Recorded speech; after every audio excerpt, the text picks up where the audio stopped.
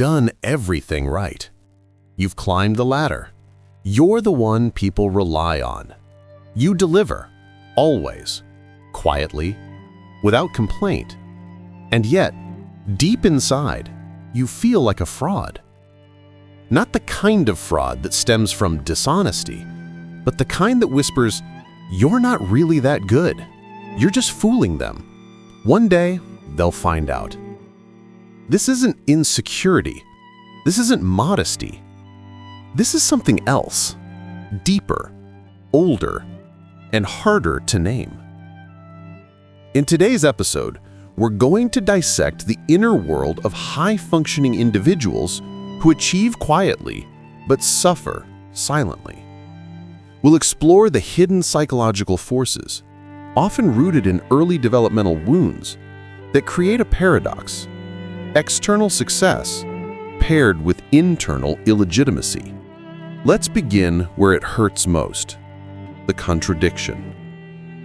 There's a strange ache that comes with silent overachievement. These individuals rarely brag. They don't dominate conversations. They don't chase recognition. In fact, they often avoid it. Yet they perform meticulously, relentlessly. They are the ones who always come through. And still, they carry a persistent, corrosive thought: I'm not enough. This contradiction, the split between competence and self-doubt, is not accidental. It's structural. It's the psychological architecture built early in life, reinforced by invisible dynamics that reward performance while ignoring personhood. The child who was praised for being so good when they suppressed their needs. The student who was loved more when they won. The adult who only felt valuable when they produced something others wanted. For many, the seed is planted in childhood. When love is conditional, when approval comes only when we behave, achieve, or perform, we learn a dangerous equation. I must earn my worth. This belief is rarely questioned. Instead, it becomes the operating system. And like all powerful systems, it runs silently in the background, influencing everything. As adults, these individuals become masters of adaptation. They read rooms. They over-prepare. They anticipate needs. They show up, deliver, and exceed expectations.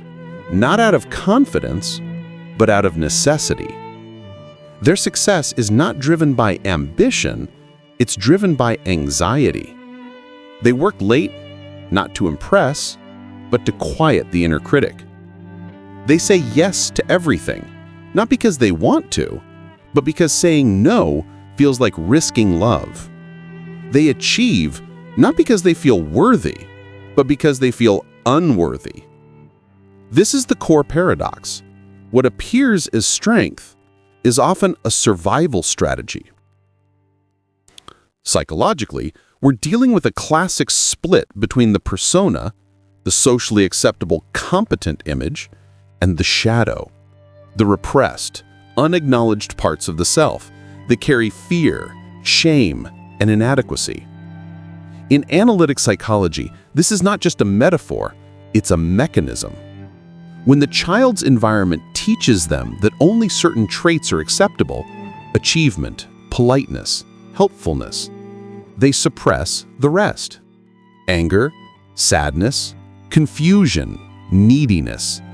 These get pushed into the shadow. But shadow doesn't disappear. It distorts. It leaks. So while the outer self looks successful, the inner self feels hollow, fraudulent, incomplete. This explains why no amount of praise ever feels like enough, why promotions don't bring peace, why quiet achievers often dismiss their own accomplishments as luck or timing, because their success has never been about becoming, it's been about compensating.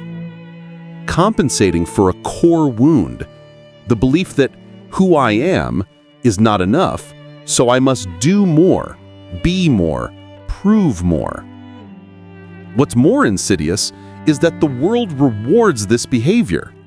These individuals are promoted, celebrated, admired, not for who they are, but for how useful they are. And this only reinforces the illusion. They love what I do, not who I am, which leads to an even deeper fracture. When your self-worth is entangled with performance, failure isn't just a setback, it's an existential threat.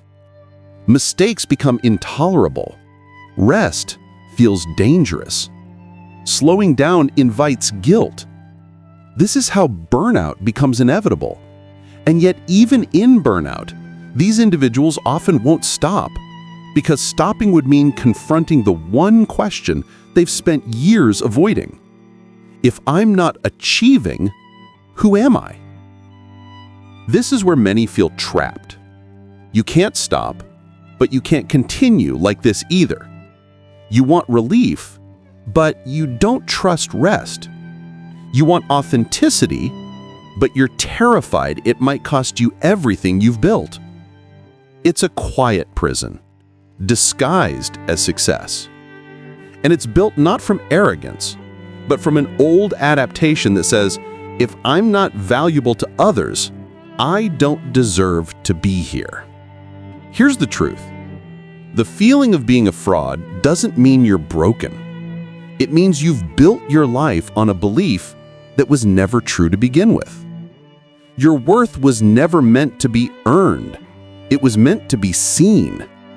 But for that to happen, you must first confront the structures, internal and external, that taught you otherwise. And that's exactly where we're heading.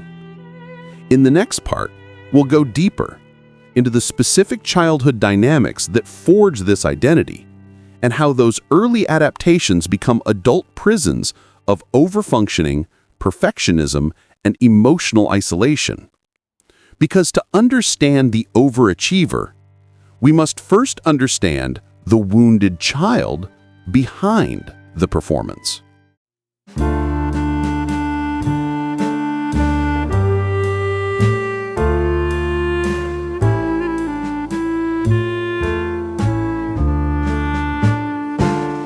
To understand the psychology of silent overachievers, we have to go back.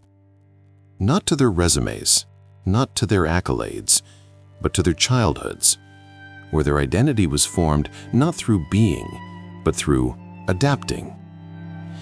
This adaptation isn't random, it's strategic, and it begins early, often before memory even takes shape.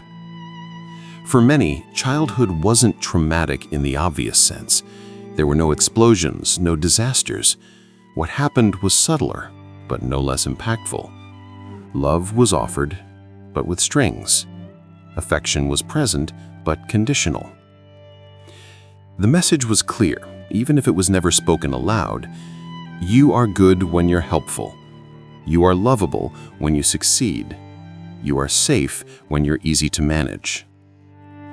So the child adapts. They become compliant, high-achieving, emotionally attuned. They learn to anticipate moods, avoid conflict, and outperform expectations. They become the good kid, the responsible one, the little adult. But here's the cost.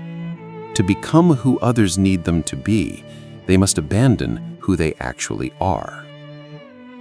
This is not dramatization, it's survival. In developmental psychology, this is known as adaptive false self-formation. When a child's environment does not affirm their authentic emotional expression, they construct a version of themselves that is acceptable, a version that ensures connection, that avoids rejection, that secures attachment, even if it's insecure. And so begins the split, the self they show versus the self they suppress. These children grow up in homes where achievement is often celebrated more than authenticity, where emotional complexity is too much and performance is praised as proof of maturity. Parents may not even realize they're doing it. They may have simply modeled their own adaptations. But for the child, the experience is coded in the nervous system. Who I really am isn't quite enough. And this belief becomes the blueprint. Now, let's talk about the strategies that emerge from this early environment. Perfectionism is one, but not the tidy version we talk about in job interviews. This is perfectionism as armor. The belief that flawlessness is the only way to prevent rejection, that mistakes are not just errors, they are exposures.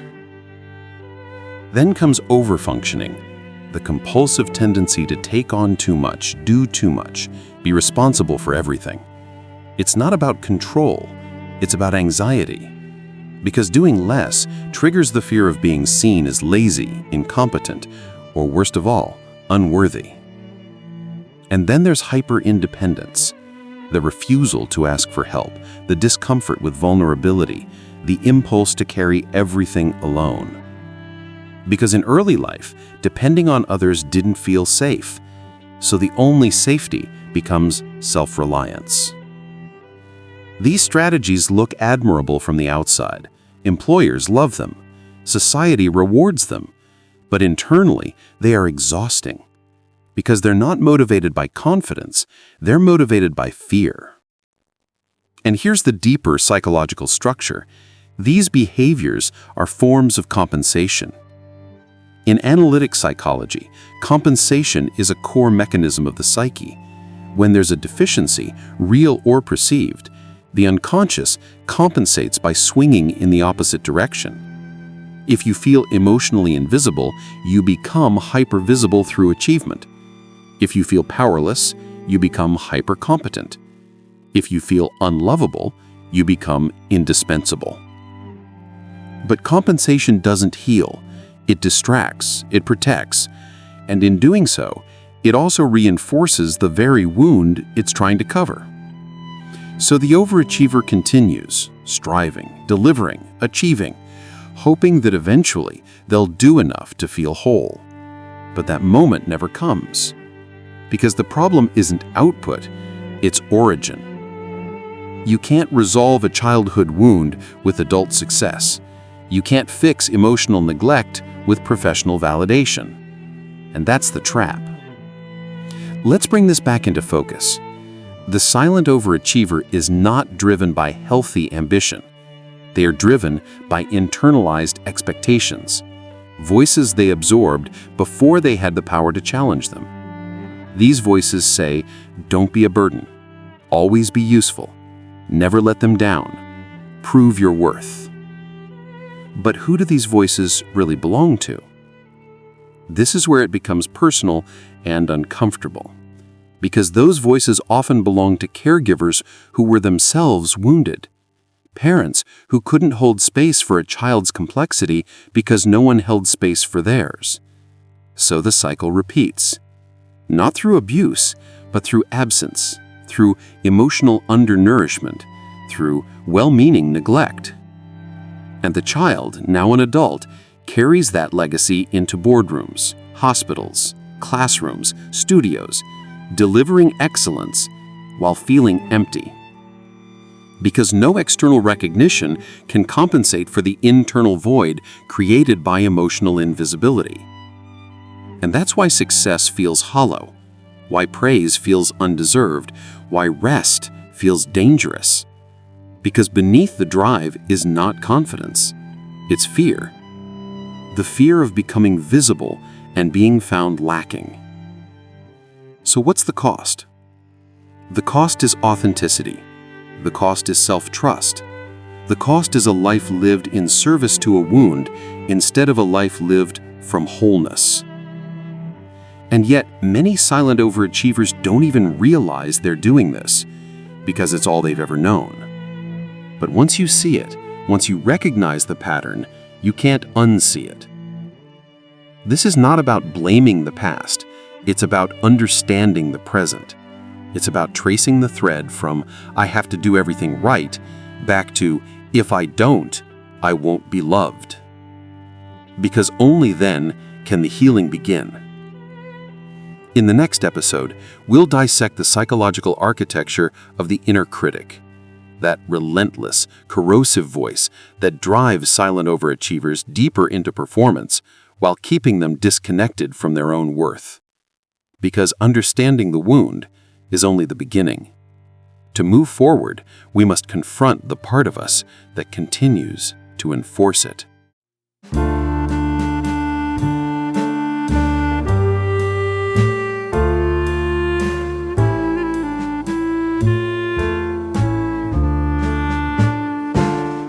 If you've ever wondered why the voice inside your head is harsher than anything anyone else would ever say to you, you're not alone. For silent overachievers, that inner monologue isn't just critical, it's brutal. It doesn't celebrate victories, it downplays them. It doesn't tolerate mistakes, it catastrophizes them. It doesn't rest, ever. This voice isn't simply a bad habit or a motivational tool that's gone too far. Psychologically, it's far more complex and far more dangerous. It is the internalized voice of a system designed for survival, not self-acceptance. Let's break this down. The inner critic, the one that tells you you're not good enough, smart enough, prepared enough, is not your natural voice. It's a psychological construction formed through a process known as introjection. In early development, especially when a child is trying to make sense of power, authority, and love, they begin to internalize the voices of their caregivers. These voices carry expectations, judgments, and values. When care is conditional, when love is given only for achievement, obedience, or emotional suppression, the voice that gets internalized becomes punitive. Instead of a nurturing internal guide, the child forms an inner authority figure that polices behavior, monitors performance, and punishes imperfection. This is the superego in psychoanalytic terms. And for many silent overachievers, it becomes the dominant internal force shaping their adult behavior. But here's the twist. The harsher the inner critic becomes, the more it convinces you that it's helping. It whispers, "I'm just keeping you sharp." It insists, "Without me, you'll get lazy." It warns, "If you let up, everything will fall apart." But what it really does is keep you in a state of chronic vigilance, forever anticipating failure, judgment, or exposure. This voice isn't interested in growth, it's interested in control. And it thrives on fear. Now let's connect this to the concept of the myth of competence, a belief system that overachievers unconsciously buy into. It goes like this: if I were truly competent, I'd feel confident. But competence and confidence are not the same. Competence is the ability to do something well. Confidence is the belief that you can. One is skill, the other is permission. And overachievers rarely grant themselves that permission. Why? Because their self-image has been hijacked by the inner critic. The silent overachiever doesn't experience accomplishment as affirmation, they experience it as temporary relief, a brief silence before the next demand. Sure, you did that, but what's next? Don't get comfortable, they're watching. That wasn't perfect, try harder. This endless feedback loop creates what psychologists call negative reinforcement, where relief from the inner critic only comes through action, achievement, or perfection. And when relief becomes the only reward, rest feels unsafe. The system trains the individual to equate self-worth with output, to believe that slowing down means falling behind, that confidence is earned, not cultivated. But that's a lie. Confidence isn't the result of achievement, it's the result of internal integration. And this is where the shadow returns. Remember, the persona is the mask, the curated image of competence and reliability. But the shadow, holds everything that doesn't fit that image: doubt, fear, weakness, insecurity. The inner critic is the gatekeeper between these two realms. It guards the persona, it suppresses the shadow, and in doing so, it fractures the self. This fragmentation is subtle but profound. You start to distrust your instincts. You doubt your worth. You question your belonging, even in rooms you've already earned your place in. Because no matter how good the performance is, part of you believes you're only one mistake away from being seen as a fraud. That belief doesn't come from reality, it comes from the voice you gave power to before you even had the language to question it. So let's ask the obvious question: why hold on to this voice? Because for many, the critic is familiar, it's predictable, it creates a sense of control, even if that control is suffocating. Letting go of it feels like regression, like weakness, like vulnerability. But here's the truth: the inner critic isn't a strength. It's a trauma echo, a defense mechanism pretending to be discipline. It's the voice of the child who learned that being hard on themselves was safer than waiting to be punished. It's the child who believed that hypervigilance would keep the love from being taken away. It's the child who thought, if I hurt me first, no one else can.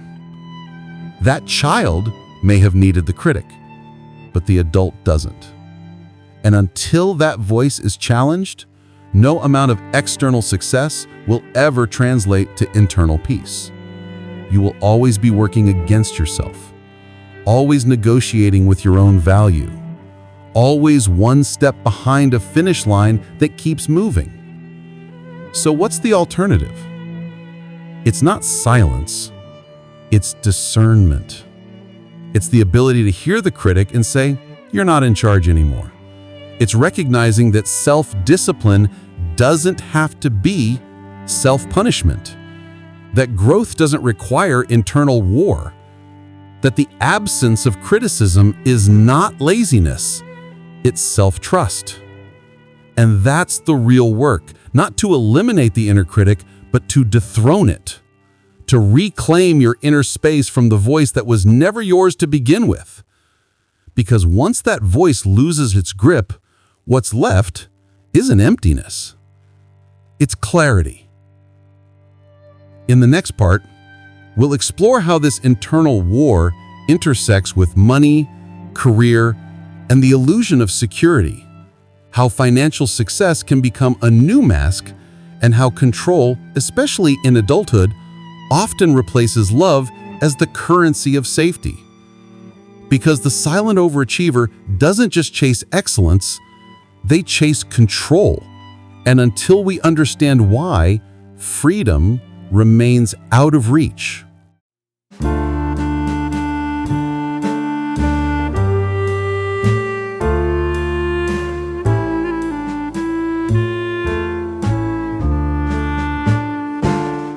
Let's talk about money, not as a means of exchange, but as a mirror. Because for the silent overachiever, money is never just about survival. It's about control, identity, safety, and more than anything, it's about worth. From the outside, financial success looks like the ultimate validation, a salary that proves your value, a promotion that reflects your competence, a lifestyle that communicates, I made it. But beneath that exterior lies a deeper truth. For many silent overachievers, the pursuit of financial security is driven not by confidence, but by emotional scarcity. Let's be clear, there is nothing pathological about wanting financial stability. But when money becomes the substitute for internal stability, when it becomes the only buffer between you and collapse, that's when it stops being a tool and becomes a dependency. This is where the compensation pattern resurfaces. The inner void created by early emotional neglect doesn't disappear, it evolves. And in adulthood, it often morphs into a compulsive need to earn, acquire, or control. The subconscious belief sounds like this: if I have enough, I'll finally be safe. If I can just reach this next milestone, I'll finally feel worthy. If I can control my environment, I won't be abandoned. But no number ever feels like enough. No promotion silences the critic. No amount of savings dissolves the fear. Because what's being pursued isn't financial, it's emotional regulation through external structure. Let's dig deeper. For those raised in emotionally inconsistent or hyper-demanding environments, predictability becomes a luxury. So as adults, they overcorrect. They don't just want control, they need it. Schedules are rigid, boundaries are tight, risks feel dangerous even when calculated. They become allergic to uncertainty because uncertainty once meant emotional chaos. This control extends to finances. Budgets aren't just strategic, they're obsessive. Career choices are filtered through perceived security, not alignment. Time is monetized. Rest is earned only through exhaustion. They don't hoard money for greed, they hoard it for protection. And here's the paradox: the more control they accumulate, the less freedom they feel. Because control rooted in fear is just another form of captivity. Let's put this in psychological terms. This is a classic case of defensive functioning. The ego, when unable to tolerate internal vulnerability, projects its safety onto external systems: money, routines, performance metrics. These become proxies for internal worth. But proxies, by nature, are unstable. They require constant maintenance, constant production, constant vigilance. So even when things look stable, the nervous system doesn't feel it, because the old wound, the one that whispers, "You are only safe when you're valuable," is still active. And here's where the trap deepens. In professional settings, these individuals are praised. They're called reliable, driven, unshakable. They are given more responsibility, more leadership, more visibility. But instead of validating them, it deepens the fracture. Because now the fear is not just about failing, it's about being exposed. They think, if I stop grinding, everything I've built will collapse. If I slow down, they'll realize I'm not as competent as they thought. If I rest, I'll lose my edge, and with it, my worth. This is how financial success becomes a prison, not because of greed, but because of the psychological burden it carries. At this point, the silent overachiever isn't just managing a career, they're managing an identity, one built on performance, reinforced by income, and threatened by rest. But here's the harsh truth. When your nervous system equates rest with danger, no amount of money will ever make you feel secure. Because the issue isn't the balance in your account, it's the imbalance in your internal system. You've externalized safety, you've outsourced worth, you've turned financial milestones into emotional milestones. But emotions don't respond to numbers, they respond to presence. And presence is impossible when your life is governed by metrics. So what does this mean? It means you've built a fortress, well-furnished, well-respected, and deeply isolating. A fortress that protects you from vulnerability, yes, but also from connection, joy, and authenticity. Let's zoom out. This entire dynamic is an extension of the early belief that being useful is the only way to be loved. As a child, this meant performing to receive affection.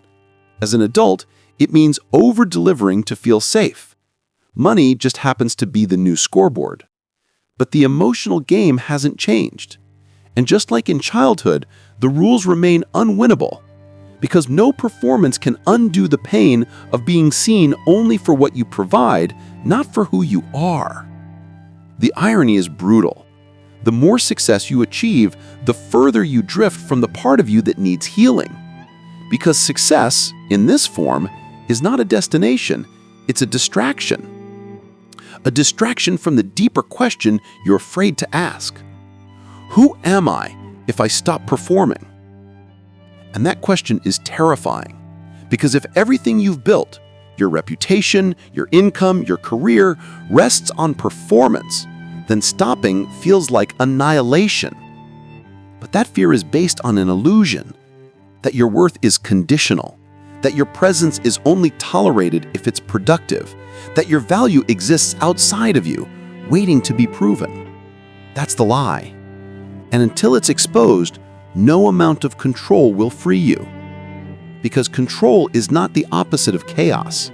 It's the denial of vulnerability. And vulnerability is the birthplace of real security. In the final part, we'll confront this illusion head-on. We'll look at what it means to dismantle the performance-based identity, to move from compensation to integration, from anxiety to authenticity. Because only when the show ends can the self emerge.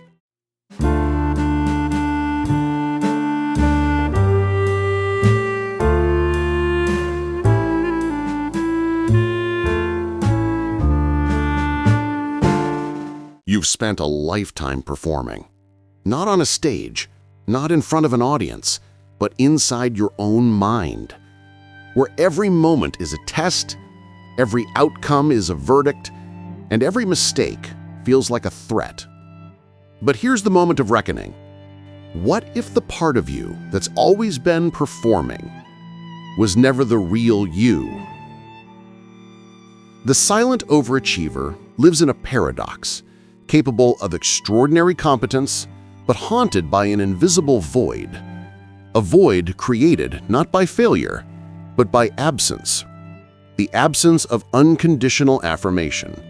The absence of being seen without the filter of usefulness. For years, decades even, you've believed that what you do defines who you are, that excellence will earn belonging, that perfection will shield you from rejection, that proving your worth will one day transform into feeling worthy. It never does. Because self-worth built on performance is inherently unstable. It rises and falls with achievement. It fluctuates with approval. It disappears in silence. And yet, we cling to it. Because it's familiar.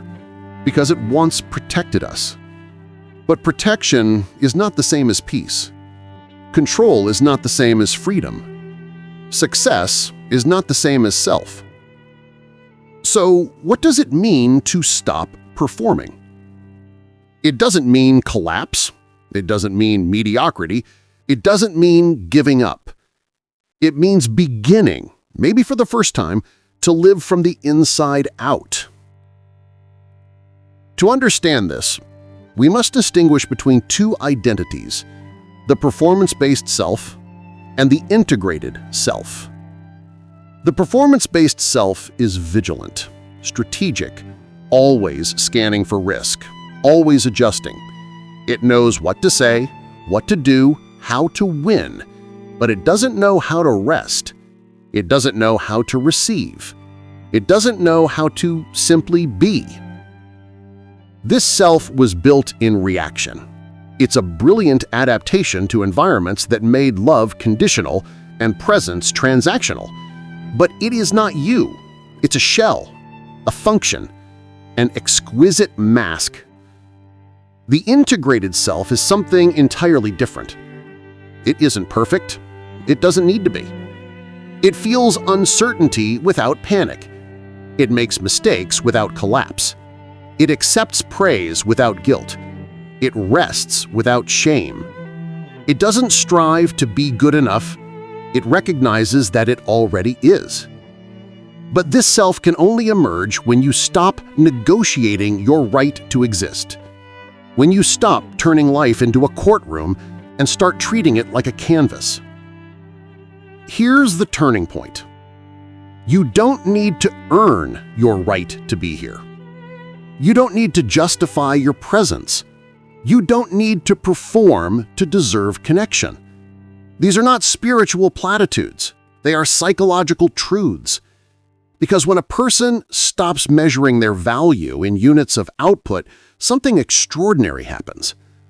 They become human, fully, incompletely, honestly. And in that space, life stops being a hustle and starts becoming a home. The inner critic begins to lose its power, not because you've silenced it, but because you've stopped obeying it. The anxiety that once drove your ambition becomes an invitation to listen, not fix. The need for control dissolves into trust, not blind trust in others, but trust in your own resilience. And perhaps most beautifully, your relationship with success changes. Success is no longer a shield, it's a byproduct. Work becomes expression, not validation. Rest becomes sacred, not earned. And your value? Unshakable. Because it's no longer up for debate. This is the gift of integration, not perfection, but wholeness. You begin to reclaim the parts of you that were exiled. The child who felt too much. The teen who didn't feel seen. The adult who forgot what it meant to just be enough. And when those parts return, something shifts. You no longer chase freedom, you embody it. You move through the world with quiet strength, not desperate to prove anything, not terrified of being exposed, but grounded in the truth that your worth was never contingent on performance. This is not a finish line. It's a beginning. A different kind of success, measured not by applause but by alignment, not by control but by presence, not by achievement but by authenticity. And that, quietly, powerfully, is everything. Thank you for being here. Until next time, stay whole.